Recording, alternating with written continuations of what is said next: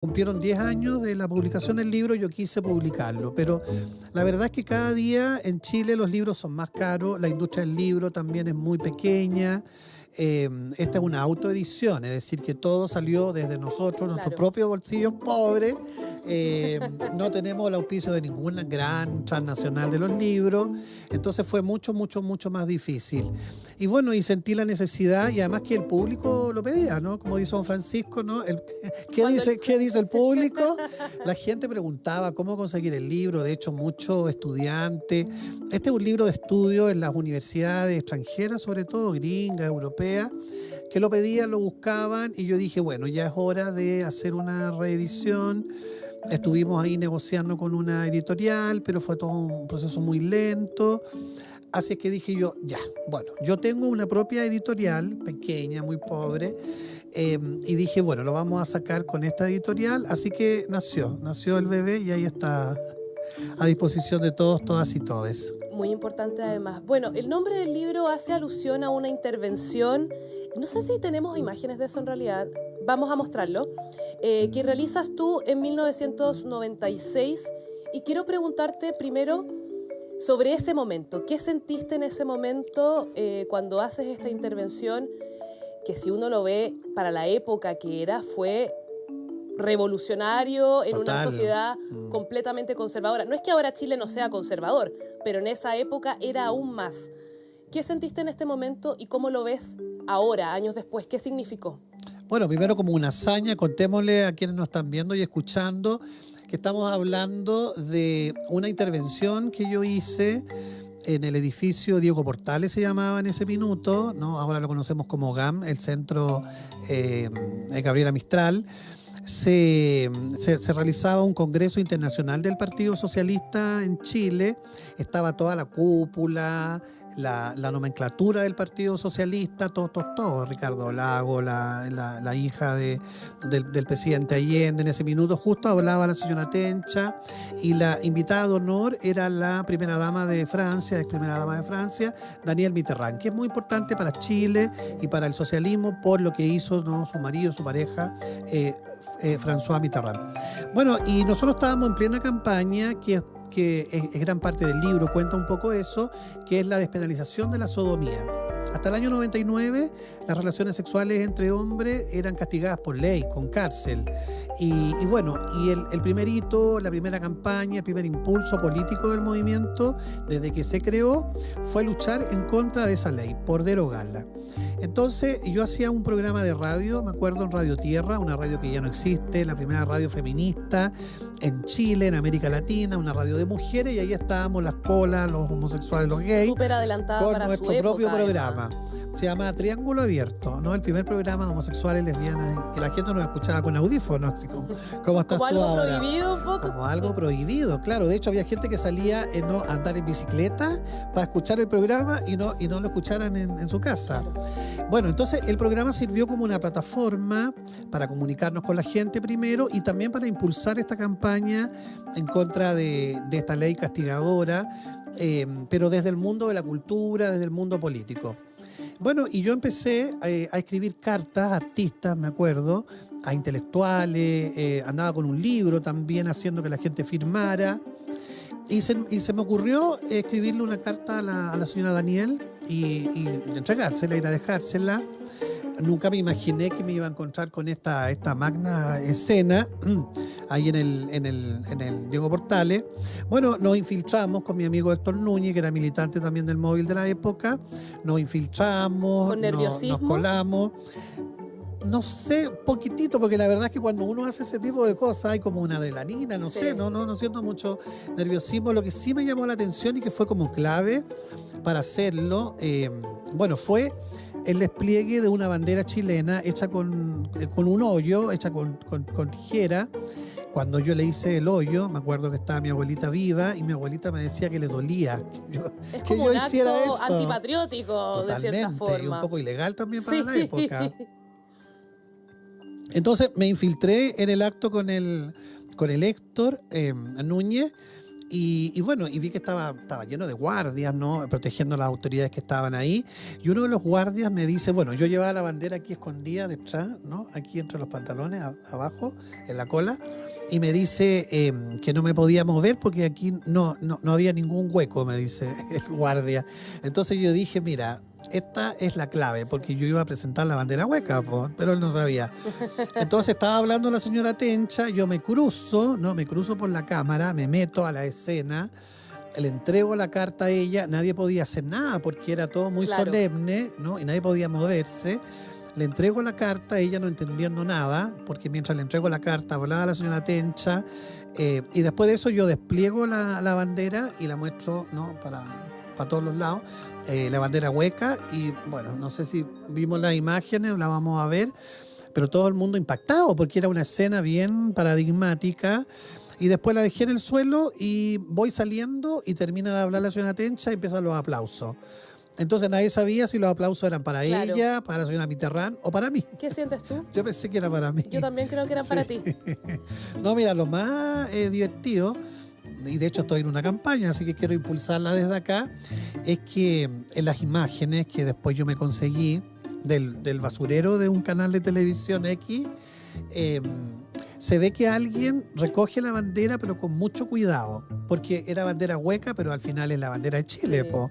Entonces la dobla así con mucho cariño y amor y se la lleva. Han pasado no sé cuántos años serán del 96. Y no sabemos quién es esa persona. No tengo idea dónde está la bandera hueca, así que desde acá, desde Mega, yo estoy pidiendo por favor que me ayuden a encontrar la bandera hueca. Un elemento histórico importantísimo. ¿Dónde está la bandera hueca de Chile? Esa es la gran pregunta. Mirándolo ahora, con muchísimos años pasando, ¿qué crees que representó esto? Mira, cuando hicimos ese acto, después redactamos un comunicado, porque la verdad es que nadie entendía mucho de qué se trataba, e hicimos una metáfora con grandes problemáticas de Chile. Dijimos que hueco es el mineral de Chuquicamata, ¿no? El cobre es el pan de Chile, como dijera Allende. Hueco es la capa de ozono, ¿no? Que cada día estamos en una crisis climática mayor. Y también hueco son los huecos, son los oficios, ¿no? Son los orificios donde debiesen estar enterrados los detenidos desaparecidos. Y hueco es la denominación popular de homosexual, de maricón, de coliza, colipato. Entonces quisimos unir todas esas luchas, todas esas causas para decir que la demanda homosexual es una demanda hueca, vacía, mientras no esté resuelta en nuestra vida política, cultural y social. Esa fue la explicación. En ese sentido, y ya que mencionas la dictadura, creo que una de las cosas que a mí más me impactó de este libro, y creo yo, no porque no se hable de detenidos desaparecidos o de la violencia de la dictadura, sino porque siento que poco se habla de la violencia hacia la comunidad homosexual, hacia la comunidad trans, hacia las lesbianas. Y creo que para mí fue muy impactante leerlo y a la vez sentir tu dolor en esos escritos. Quiero preguntarte sobre eso. ¿Falta una reivindicación histórica en esta materia, en materia de dictadura y diversidades sexuales? Mucho, bueno, de hecho estamos viendo unas imágenes que es del documental Las Locas del 73, que es el primer capítulo del libro, ¿eh? O sea, el documental es como una especie como de, ¿no?, amiga, hermana del libro. El primer capítulo habla sobre la primera marcha, la primera protesta que hubo en Chile de la diversidad sexual, acontecía un 22 de abril de 1973, los últimos meses de la Unidad Popular. Las chiquillas cuentan que protestaron, que reclamaron, ¿no?, que se manifestaron en contra del abuso policial, no necesariamente en contra de Allende, porque el abuso policial ha recorrido toda la historia de Chile, ¿no?, desde que la policía es policía. Y desde que el mundo es mundo, también los homosexuales hemos sido estigmatizados y discriminados. Entonces las compañeras del 73, ya aburridas, cansadas de que se las llevaran presas, que les cortaban el pelo por nada, decidieron protestar, inscribiendo su protesta en el granito de nuestra memoria, de nuestra historia, el año 73. El libro cuenta esa historia, y después de muchos, muchos años después pudimos hacer una película sobre eso, donde aparece Eva la Medallita, ahí está Marcos Ruiz también. Bueno, Eva la Medallita es un clásico, ella realmente es muy divertida, y además ella organizó la protesta. Imagínate que para Bandera Hueca ella no quiso hablar conmigo, ¿no? Porque no quería recordar. No quería hablar sobre eso. Y después de 35 años, que yo la perseguí, después de 35 años me dio una entrevista, hicimos el documental y justo coincidió con los 50 años del golpe. Entonces, respondiendo a tu pregunta, creo que Chile está en deuda con esa generación de las primeras personas que se activaron, que protestaron. Con las locas del 73 no ha habido ninguna investigación sobre la violencia, sobre los ejecutados, por ejemplo, ¿no? Las personas que fueron torturadas, asesinadas por militares en esa época. Hay antecedentes, el documental lo cuenta, lo relata con nombre y apellido. O sea, Marcela Di Monti, que estuvo... Marcela Di Monti es una compañera trans adulta mayor, vecina allá en mi barrio, en Conchalí. Ella estuvo detenida en el Estadio Nacional cuando tenía 16 años. Fue una prisionera política. ¿Quién se hace cargo de esa historia, de esa memoria? Nos hemos reunido con distintas autoridades, de hecho con el subsecretario de Derechos Humanos, hemos conversado de esto, nos hemos sacado fotos, pero no hemos pasado de eso. Lo que las compañeras buscan, y también busco yo a través de estos escritos y de estos ejercicios de la memoria, que esto se transforme primero en actos reparatorios, de investigación, que se sepa lo que ocurrió, quiénes fueron, o sea, verdad, justicia, compromiso de no repetición y sobre todo una reparación a las compañeras adultas mayores. Ahora, ¿cómo se concreta esa reparación? Tendrá que verlo el Estado.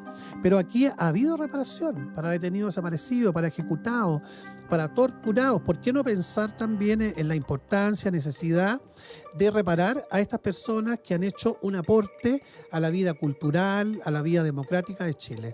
¿Esa cercanía que han tenido con la subsecretaría ha sido durante este gobierno? Durante este gobierno, sí. Bueno, antes... ha sido difícil. Bueno, de hecho, el mismo libro cuenta, desde que se creó el móvil, el año 1992, siempre buscó reunirse con los presidentes de la República. El primer presidente de la democracia, Patricio Aylwin, no nos quiso recibir. Es más, en su primera gira a Europa, él dijo que en Chile no se discriminaba a los homosexuales, lo que para los periodistas europeos era falso, porque era evidente. Estaba la ley esta, el 365, una sociedad discriminadora también, ¿no? Conservadora, pacata. Hemos avanzado, hemos crecido.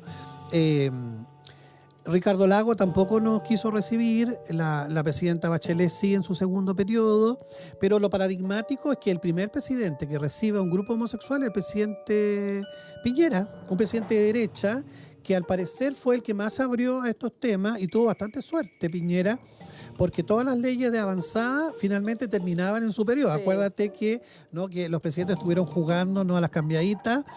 Sales tú, me meto yo, con Bachelet estuvieron casi, ¿cuánto?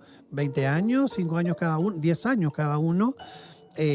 Y el único que lo recibió, el primero que lo recibió fue el presidente Piñera. Hasta ahora no ha habido ningún avance concreto, yo diría, con el presidente Boric. Han habido mesas de conversación, sobre todo cuando estuvo su expareja Irina Caramano, pero no ha recibido ningún grupo homosexual, ni él directamente ha participado en algún evento o algún hito histórico que tenga que ver con la lucha de los colectivos LGTBI. ¿Ustedes esperaban algo diferente de este mandato del presidente Gabriel Boric? Pensando también en el discurso que ha dado el gobierno, en su programa, es, creo yo, de los primeros gobiernos que se denomina feminista.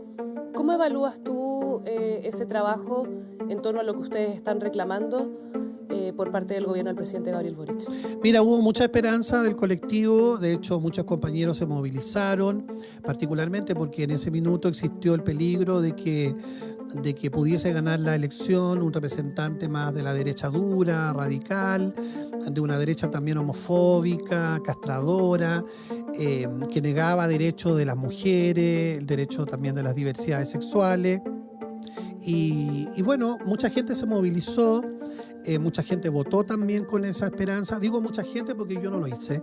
Yo nunca creí realmente en este proyecto, en este gobierno, en esta alianza de gobierno. Siempre dudé, ¿no?, de lo que estaba ocurriendo y creo que el tiempo me ha dado la razón. Han habido muchas promesas, han habido muchas mesas, como te conté, mesas de trabajo, de conversación, de análisis. La verdad es que aquí no hay que hacer mucho análisis, porque esto está claro, ¿no? Aquí hay deudas con la diversidad sexual, Aquí hubo promesas, por ejemplo, en el programa de gobierno se prometió avanzar en una ley de cupo laboral trans del 1%, como existe en Argentina, por ejemplo. Y no hay ninguna ley, no hay ningún proyecto de ley de avanzada. No hay ningún proyecto del gobierno que apunta a las diversidades sexuales. Hay solo un proyecto que no cuajó, que es la ley José Matías, para proteger del bullying escolar a las comunidades LGTBI, pero ese proyecto se cayó también, lo cambiaron por otro.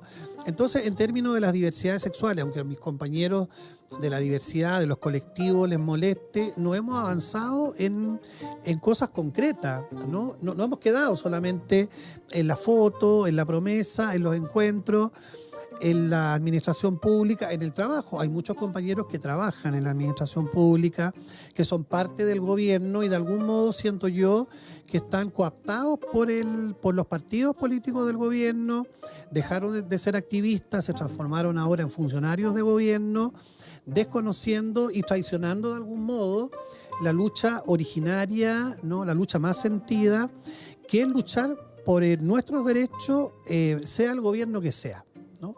Y yo creo que por lo menos yo me he mantenido en esa línea. Hasta ahora no he sido cooptado. Tú dices que nunca tuviste mucha expectativa respecto a lo que podía pasar en este gobierno. ¿Por qué? Considerando que es un gobierno más joven, que venía con ideas nuevas. Los libros que leo.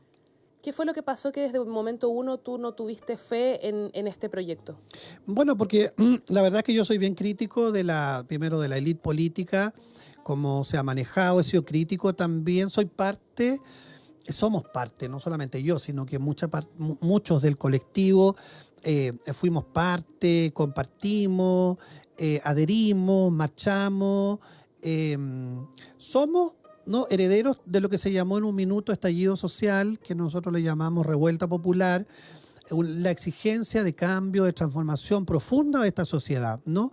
No de mejorar el modelo un poquito por aquí, un poquito por allá, sino que exigíamos un cambio radical, un cambio profundo. Desgraciadamente la élite nos traicionó, acordémonos que hubo un pacto, hubo una firma, como los vampiros de noche a las 3, 4 de la mañana, para llegar a un acuerdo, ¿no? A un acuerdo que diera una salida política, hablaba la élite, una salida constitucional, y nos perdimos ahí, estuvimos perdidos como 10 años, no sé si más, no, menos, ¿no? Como 4 años o 5 años, entre una constitución, después otra constitución. 4 años, claro. 4 años, mira, dinero perdido, tiempo perdido, esperanzas también del pueblo perdido. ¿Qué fue de esa energía? ¿Qué fue también de ese deseo de cambio, de transformación? Hay muchos compañeros que todavía están presos por esa situación. Hay personas que perdieron sus ojos, personas que perdieron su vida. Tenemos una senadora de la República que es ciega, que quedó ciega en estas protestas. Y así también hay muchas deudas, quedaron muchas heridas. Y en nuestra comunidad también quedaron esas heridas, todavía están vivas. Como digo yo, que lo planteo como una crítica, desgraciadamente nuestras causas han sido usadas por esta élite, por esta administración, para presentarse como una administración pro-gay, no gay-friendly, pero resulta que en la práctica no hay ninguna ley de avance. Si yo preguntara a quienes nos están viendo, ¿cuál sería la herencia LGTBI de Gabriel Boric? ¿Cuál ley? ¿No? ¿Cuál avance? ¿Se crearon proyectos de ley, alternativas de avance? Tal vez yo diría que en el mundo trans ha habido avance en el tema de la salud, por ejemplo, ¿no? En la salud trans. Pero vemos ahora que eso se retrocede por una campaña ideológica de la derecha que está cuestionando, por ejemplo, el tema de la hormonización a los adolescentes, a los niños. En mi época, cuando yo era más joven, no existían los niños trans. O sea, existían, pero no los veíamos, claro. No estaban ahí en la visibilización. Ahora están. Hay familias, ¿no? Yo tengo un programa de radio en la Radio Universidad de Chile todos los días domingos a las 10 de la noche y he entrevistado a familias completas, ¿no? Mamá, papá, niñito. Y uno ve que hay una realidad ahí que siempre ha estado presente, pero desgraciadamente ahora se está intentando tapar eso, invisibilizarlo y detener todos esos avances del Estado, de gobierno, sobre todo en el sistema público de salud. Quiero volver ya que estamos hablando de ciertos personajes de la élite, quizás a personajes de la élite del pasado. Otro de los yo sé que parece que todo lo que estoy contando son elementos favoritos del libro, pero creo que uno de los puntos entretenidos de este libro es también las historias desconocidas de personajes públicos que en su momento fueron muy conservadores y que uno dice, bueno, no tienen ninguna relación con el movimiento homosexual, pero sí. ¿Podríamos contar algunas de esas historias? Para que la gente se entusiasme. Bueno, mira, hay historias que no aparecieron en el capítulo, o sea, en la edición del año 2008, pero que ahora, como ha avanzado la sociedad y como estamos más abiertos también, se han reconocido ciertas situaciones, yo las he contado. Por ejemplo, en el año, la primera marcha, yo lo contamos el año 73, después viene el golpe con esta fuerte represión, persecución a las diversidades, a todas las disidencias posibles, políticas y también sexuales. El año 77 se organiza un grupo que se llama Integración, en plena dictadura, cuando había toque de queda, cuando había impedimento de reunión y la muerte estaba ahí en la esquina de tu casa, un riesgo grande. si no estaba incluso dentro de tu casa. Se corría mucho riesgo organizarse. Pero estas locas patúas, duras para el concurso, como decimos nosotras, ¿no? Se organizaban y conversaban en casa, hacían reuniones en casa para saber, para investigar la homosexualidad en lo científico, en lo social, cultural, religioso. En fin, y hicieron muchas actividades, pues hicieron incluso hasta un congreso, llegaron más de 100 personas, había un cura dentro del grupo que hacía ceremonia de matrimonio en ese tiempo, ¿no? Claro. Finales de los 70, principios de los 80. Entonces cuenta Ricardo Oyarzún, que nuestra audiencia debe conocer muy bien, el famoso diseñador de moda. Él fue parte del grupo de Integración, él integró ese grupo. Y él cuenta que en los primeros años de los 80 se acerca una persona amiga del grupo de Integración, una ex ministra de la dictadura de Pinochet, a advertirle que era mejor que se disolvieran porque la Junta ya los tenía identificados y que podían correr riesgo. Esta persona es la ex ministra de Justicia, Mónica Madariaga, y que todos quedaron muy sorprendidos porque arriesgarse a eso, en el estatus que tenía ella y quien representaba también ella. Entonces ella tuvo un gesto, una alianza LGTBI, dice Ricardo Oyarzún, tal vez por su instinto o por su propia deseo, por su propia identidad, orientación. Ella quiso tener esa alianza. Y esto lo relata y lo cuenta el libro, po. Hay otras escenas, por ejemplo, un poquito, diría yo, más polémicas, más complicadas, que tienen de protagonista al fundador de la UDI, el ex senador Jaime Guzmán.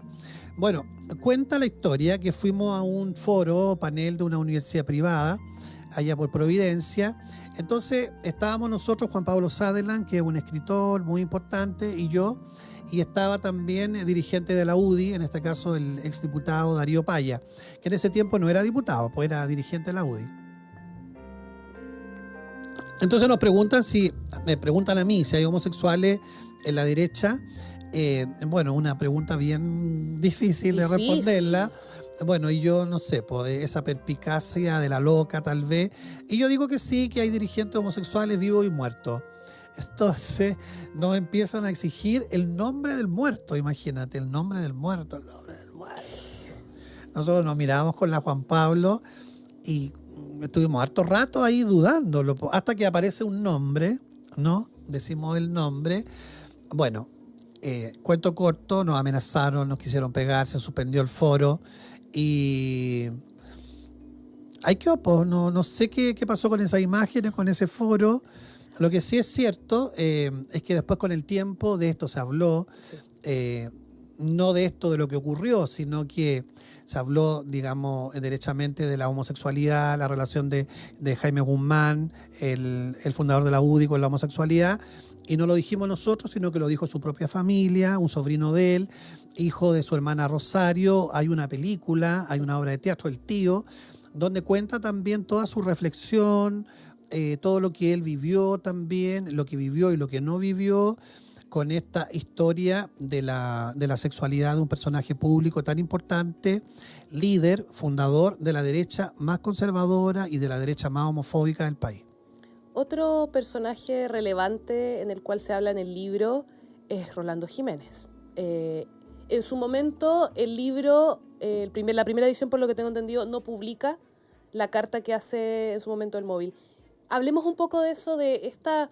Bueno, es uno de los movimientos más importantes hasta hoy, digamos, con una historia que conocemos todos, pero se relatan quiebres que yo, no sé si porque no había nacido en esa época o qué, no conocía.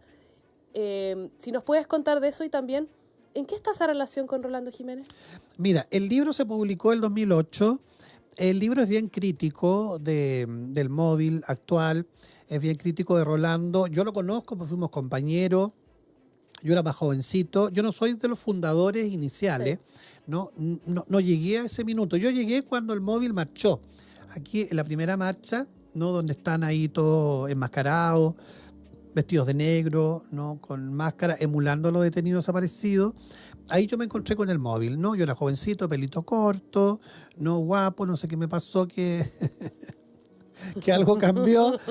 Bueno, y yo me sumé a la marcha también como estaba, digamos, a rostro descubierto, y ahí comenzó mi historia con el móvil. Me di cuenta, transcurrido un tiempo, de ciertas actitudes, de práctica conservadora, homofóbica al interior del movimiento, machista también, y que tenían como protagonista central a Rolando Jiménez. Yo valoro su lucha, valoro su historia, su trayectoria también. Es una persona que dice haber sido perseguida por el Partido Comunista, por su propia sexualidad. Compartí con él también todos esos primeros años, una persona muy, muy comprometida, muy valiente. Cuando pocos querían dar la cara, él estaba ahí en primera línea.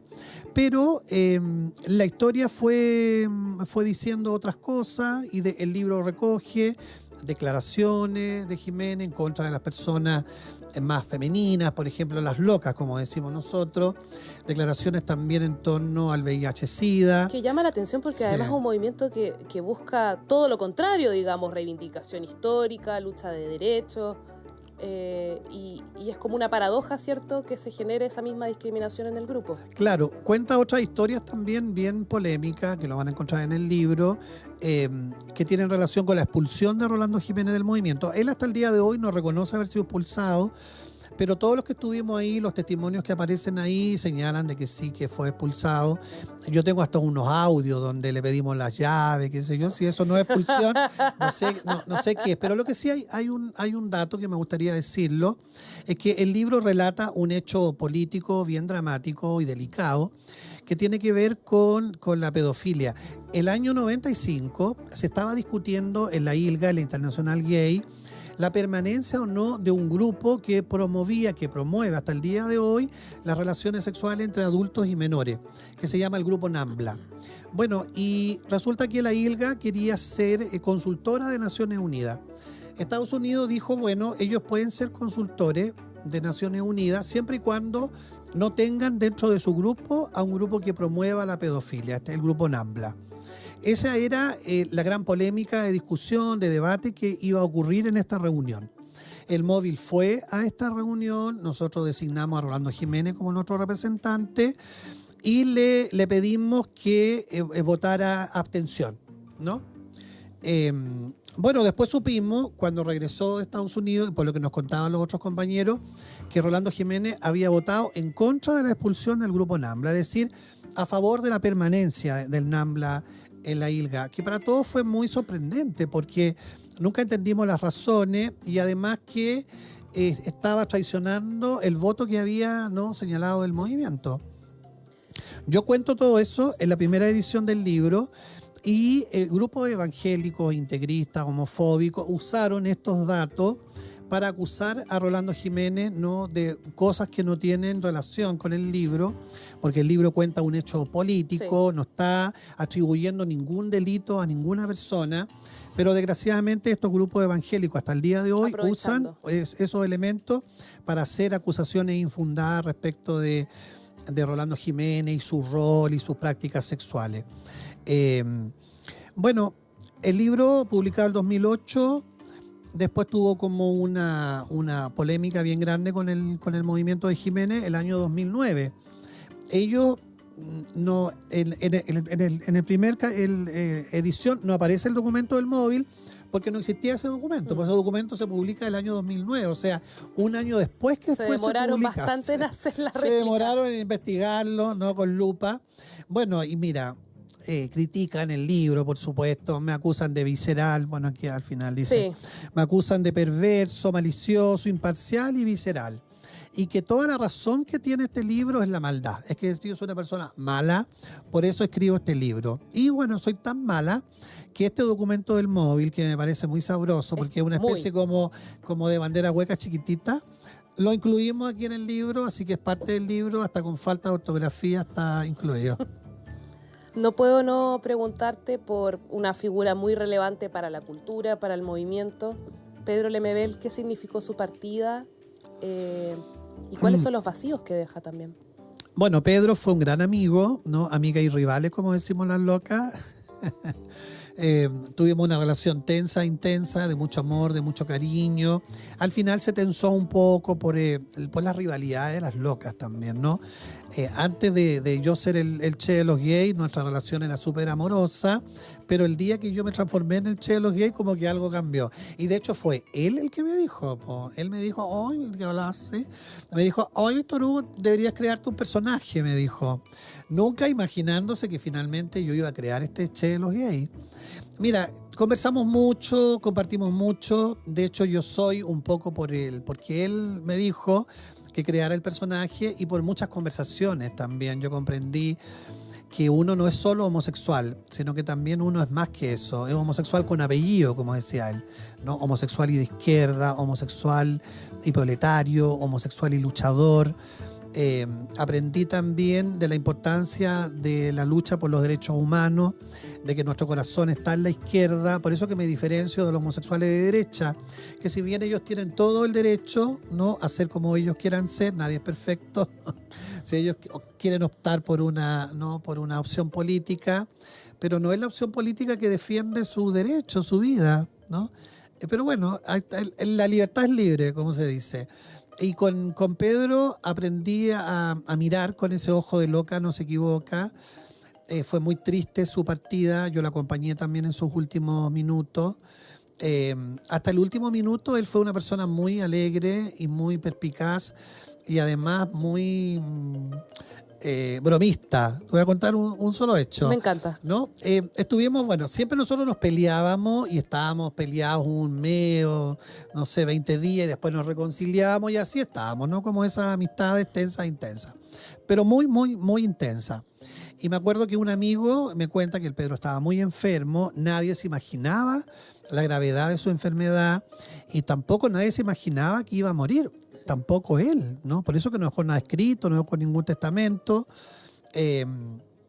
Entonces voy a verlo y me acuerdo que él estaba de espalda mirando así en la clínica López Pérez, estaba mirando como el horizonte y cuando se da vuelta me ve, ¿no? Y con la voz que tenía dice, ¡guardia! Llamando a los guardias.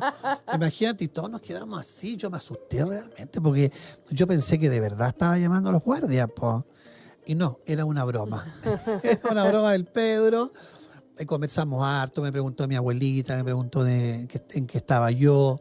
Me invitó a la última cena, porque hubo una última cena esa vez en su casa, el día 31 de diciembre. Y ahí estuvimos un grupo de amigos compartiendo con él, viendo los juegos artificiales por la tele, que le encantaba ver los juegos de Valparaíso. Y fue la última vez que estuvimos con él, digamos, en lo privado. Mira, se ha especulado harto de que yo no era tan amigo y que el Pedro no me quería, por ejemplo. De hecho, Óscar Contardo en su libro, en la biografía de Pedro Lemebel, Loca Fuerte, se atreve a decir eso, digamos, que el Pedro no me quería y todo. Puede ser, sí o no, no sé si el Pedro quería a alguien realmente. Además que nadie puede ponerse en la cabeza de él, Nadie saber sabe a quién quiso, cómo lo quiso. Lo único que yo sé, que me lo contó el negro Armando, que estaba esa noche del 31, que el Pedro preguntó, porque estaban todos antes que fueran las 12 de la noche, po. Quedaban como 3 minutos, ponle todo. Entonces el Pedro pregunta, ¿y la Víctor Hugo? Por mí, ¿no? ¿Dónde estaba la Víctor Hugo?